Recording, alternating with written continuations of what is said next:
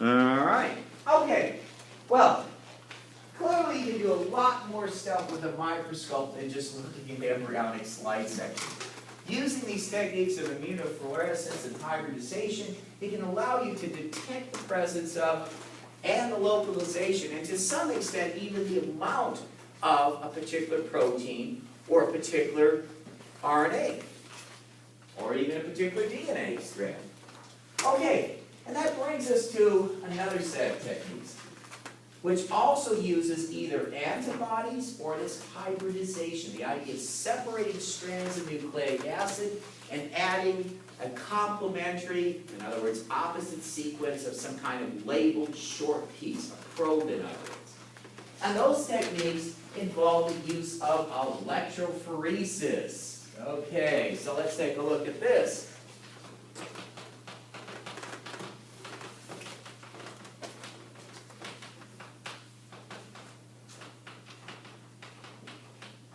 Okay, electrophoresis. Now, most of you had cell with me. Most people either have some idea of electrophoresis or have done some kind of, or have actually done it themselves in the course of classrooms and stuff like that.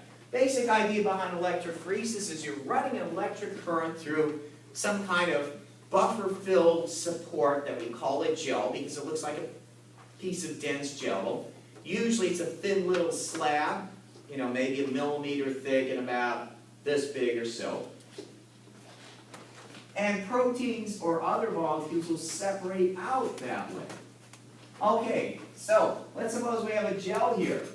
All right, we have a positive electrode here, a negative electrode here. We're running electric current through it.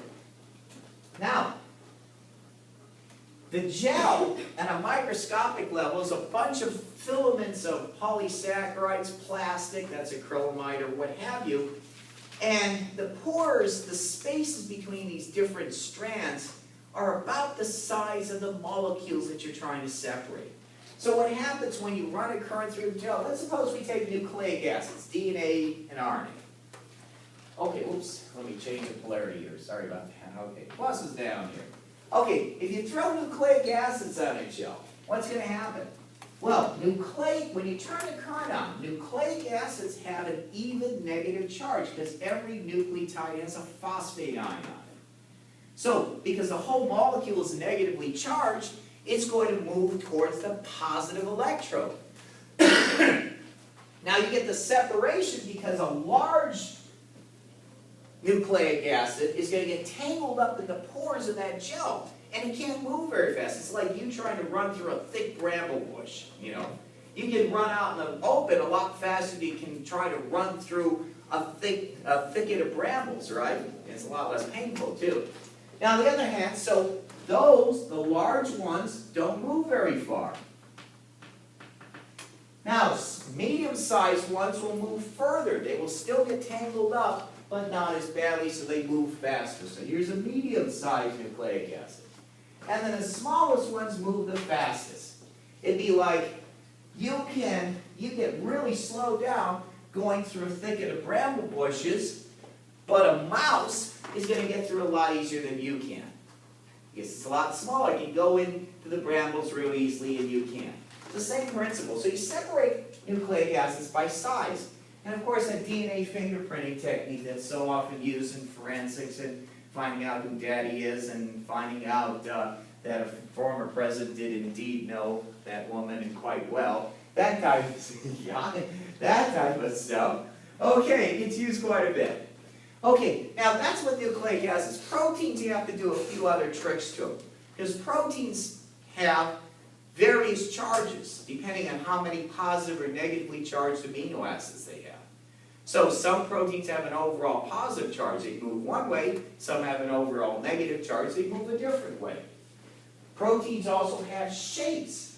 This protein with the same size, the same molecular weight, it might be a little small, compact, spherical protein. Or it may be a very elongated protein like this. Even though these proteins are the same size, this is going to get tangled up in the gel a lot easier than that one. So, technique for proteins that's widely used to separate them by size is called Sds-Page. polyacrylamide. That's what they make the gel out of.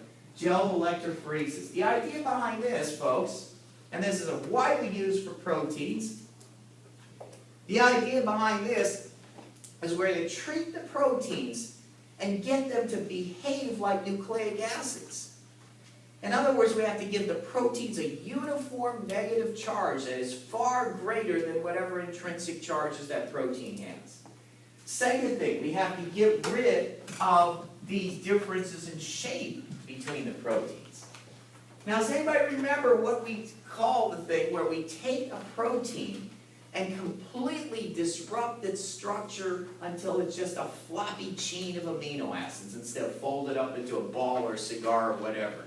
Anybody know what we call that process? Come on, you guys can sell with me. Denaturing a protein. Yeah, denaturing a protein destroys that, what we call tertiary or quaternary structure. So, in both cases, if you did that,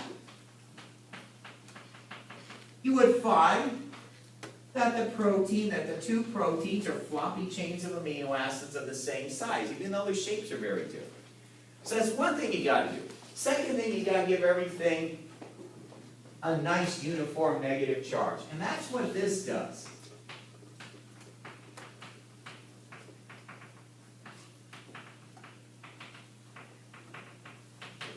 SDS, otherwise known as sodium dodecyl sulfate, trade name is lauryl sulfate. SDS is a negatively charged detergent. It's basically a hydrocarbon chain, 12 carbons long, with a sulfate ion, which has a double negative charge at one end of it. Okay, and it's widely used, at least crude versions are widely used. You probably washed your face with it. You probably washed your clothes with it. You probably washed your hair with it. That's common ingredients in all kinds of detergents and cleaning agents. Okay, well, we have to use more highly purified versions for the lab, but what it does is two things. It denatures the protein, and because it's got negative charge, it will stick to the protein chain and attach, effectively, give a whole bunch of negative charges on that protein. So now we coat the whole protein, which is now denatured or unfolded, with a nice uniform negative charge. So now we put that on a gel, and the same thing, it behaves like a nucleic acid. It moves down towards a positive electrode because the protein's all negatively charged, nice and evenly. And the bigger you are, the more you get tangled up in the gel and the less you move. So both of those techniques, we can separate nucleic acids by size, and by treating proteins with this detergent SDS, we can separate proteins by size. That's great. Nice technique. Now the next thing, let's suppose we've done a gel. Our first example will be with proteins. Okay, we have a whole bunch of bands here. There may be scores, even hundreds of bands from a sample on a gel. But we're not interested in hundreds of bands. We're interested in asking, is there a particular protein here? And say, do we see it in an early embryo and see more of it in a late embryo? Do we see even amounts in early and late embryos? Do we see it not in early embryos, but we do see it in late embryos? In other words, once again, we would like to detect the presence of a specific protein on a gel and ignore all the rest of this stuff. How do we do that? Once again, we use the power of antibodies. We take that purified protein. Somebody has to purify it first. Okay. We take that purified protein, inject it into mice, rabbits, whatever. The animal produces antibodies that will bind to that specific protein. Then we can add second antibodies that have some kind of label. So remember, we were doing this thing, we could use antibodies by immunofluorescence to localize a particular protein in a cell or embryo. Now we can use the same technique to localize a particular protein of all those different proteins in a gel. So, one little problem, we have one little extra hitch here. Antibodies are fairly large molecules, so if you just take an SDS gel, for instance, and put in a solution full of antibodies, the antibodies are so big they have a very hard time entering into the gel, so that doesn't work too well. So what we have to do is something known as blotting. What we've got to do is take this is a three-dimensional thing, maybe thin, but it does have a third dimension.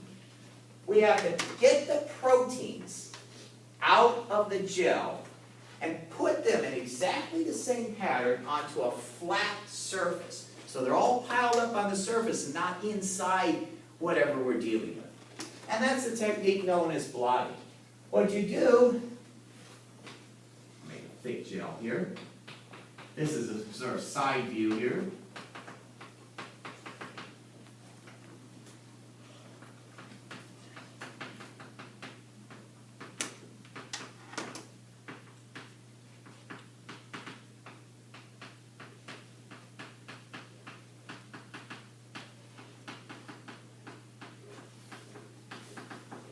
Okay, here's our gel. These bands represent the bands of the protein. Now we're looking at this thing from a side. Now in real life this is only about a millimeter thick. What we do is lay on top of the gel a thin piece of membrane. Quite frequently it's made of this stuff called nitrocellulose, gun cotton. That's the same stuff they make smokeless pistol powder and rifle powder out of. But this is highly purified and refined. It's nice and white and stuff. It's also extremely flammable. That's why they use it as gunpowder. Okay, but anyway, it has the property of being able to bind proteins tightly. Okay, so now what we do is electrophoresis again. The idea is to get the proteins out of the gel onto this nitrocellulose membrane, and there are other kinds of membranes used, about 2 or 3 different kinds, but most people use nitrocellulose. Okay, but anyway, we want to get it onto the surface of this membrane so that all those proteins are exposed to things like antibodies and stuff like that. So what we do is electrophoresis again. We're going to have a positive electrode here, negative one here. The proteins still have that negative charge, so we turn on the current, they move out of the gel, and the minute they get off the gel, these things are actually in contact with each other. I just put the space there for convenience sake. They move out of the gel, and then they hit that nitrocellulose and stick to it like glue. So we've moved all the proteins from the gel onto this blot, onto this thin membrane. Okay, now everything's on the surface. What are we going to do now? Now we can add our antibodies.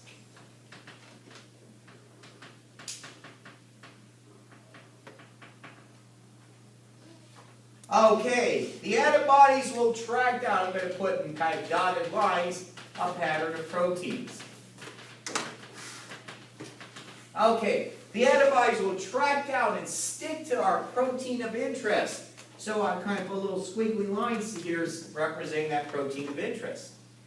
Now we add a second set of antibodies that will bind to the first set, but they're labeled. This is very much like what we saw in the hybridization for proteins. Okay, well, we add our second set of antibodies that have a label. Whether it's a fluorescent dye, something radioactive, whatever the thing is. But that way we can see it and detect it. So next thing you know, you've got a band that lights up like a Christmas tree, is radioactive, or whatever, or it has a colored precipitate or whatever. So when you look at a gel with this blotting technique, you're looking for a specific protein, at least in theory, not always in practice, but at least in theory, you see that protein. And you don't see all the other stuff, because the other stuff does not bind the antibodies. Okay. So that's a nice trick. That tells you this protein is here. Now let's suppose we have a late embryo and an early embryo. And we look, and lo and behold, the early embryo, we see nothing. It tells you that that protein is expressed at a later stage in embryonic development. The protein is not produced until a certain point in development. Or maybe we'll see a little bit of that protein because we can quantitate it but much more later on. Tells you we're starting to produce this protein here, but we're really cranking it out over here. That's also a powerful technique. It allows you to detect, or you take one part of an embryo and take another part of an embryo and see whether the protein is there or not.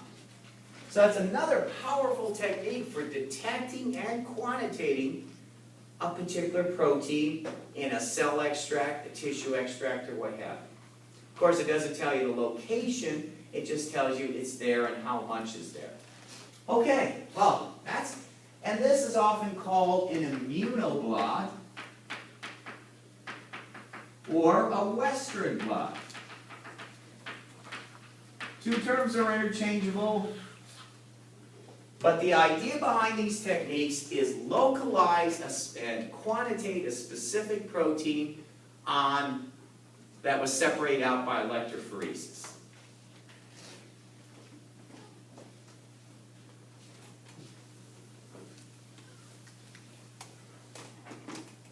Okay, well, the technique works great with proteins. Can we do something similar with nucleic acids? And the answer is absolutely yes. And this is what we could call hybridization again, nucleic acid hybridization.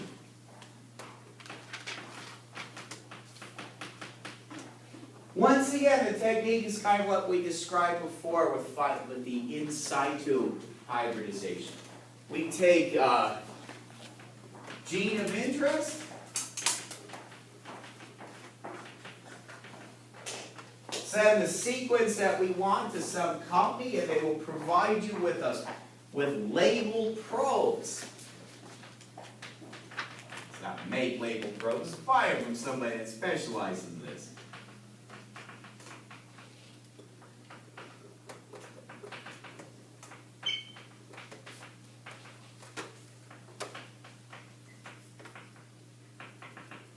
Now, once again, these DNA probes are short. They tend to be just maybe 10, 15, 20 nucleotides long. But that's all you need. Even if the gene is 1,000 nucleotides long or 10,000, all you need is a unique section of that gene to have the probe made to.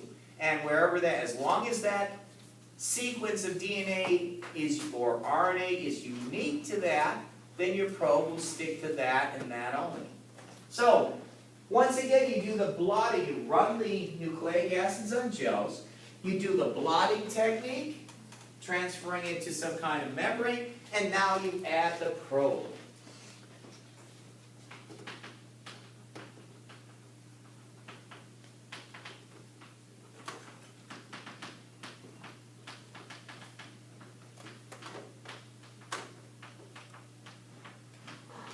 Once again, before you do that, you have to separate the strands of DNA. If you're looking for DNA, you have to separate the strands of DNA. That can be done in this case either by putting in hot buffer close to the boiling point. The heat will do that. Or adding these chemicals like formamide. Either one, most people use formamide, by the way.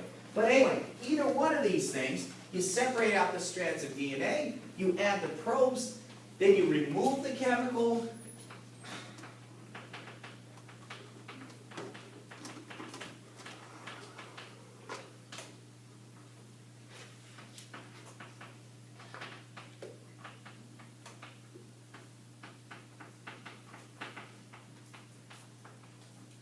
And lo and behold, once again, it will detect the presence, because those probes are labeled, and the amount of that particular nucleic acid of interest.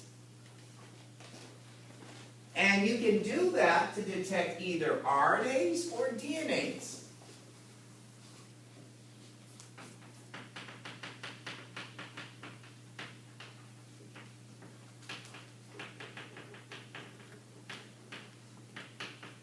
What's called the northern blot detects the presence of RNA separated on a gel. So if you want to find whether there's a particular messenger RNA expressed in this embryo at this point, you get a probe for it, do this hybridization technique, and bang, it tells you yes, no, and how much.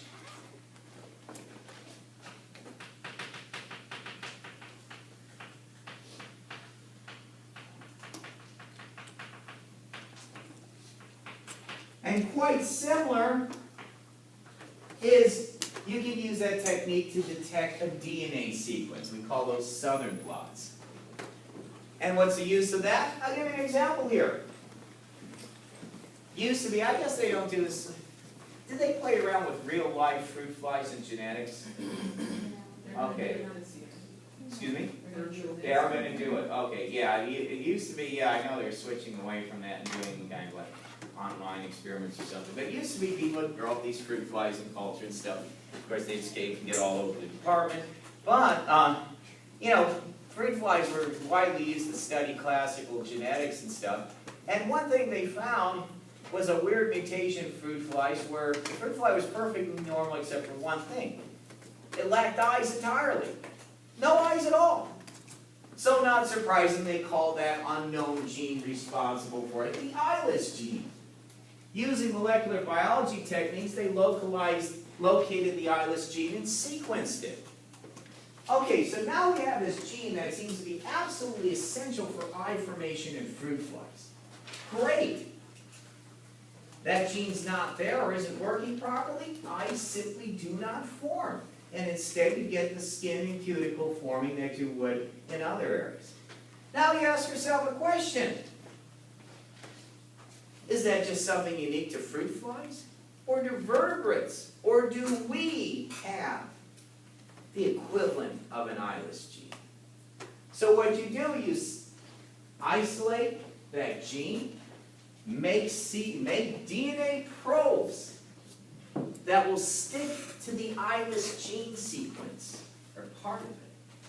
And then you take human DNA, run it on gels, add our probes to the eyeless gene from fruit flies, and the question is, do you see it or do you not?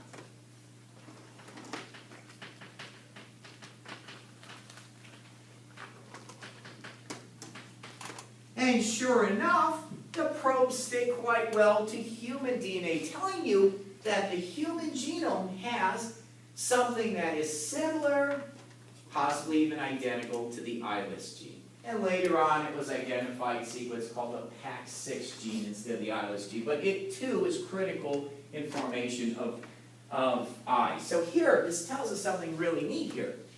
It tells us that a certain gene coding for a certain protein is essential and necessary for the development of eyes in organisms as divergent as arthropods and humans. And that split point happened over 500 million years ago.